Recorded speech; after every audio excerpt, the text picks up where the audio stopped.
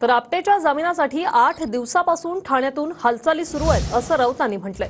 ताबडतोब जामीन मिळावा म्हणून ठाण्यातून सूत्र हलवली जात आहेत। षडयंत्राचे सूत्रधार ठाण्यातच शिल्पकार जयदीप आपटेच्या अटकेनंतर संजय राऊतांचा आरोप। तर राऊतांची ठाण्याच्या हॉस्पिटलमध्ये व्यवस्था केली जाऊ शकते, शिंदेंनी हा टोला लगावलाय। जयदीप आपटे यांना अटक होण्याआधी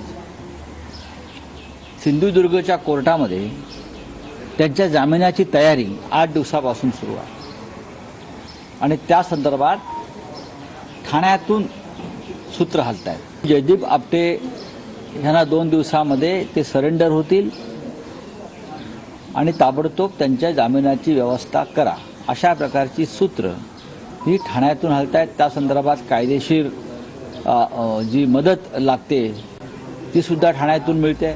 छत्रपती शिवाजी महाराजांच्या नावानं ज्यानं बाजार मांडला आणि केला,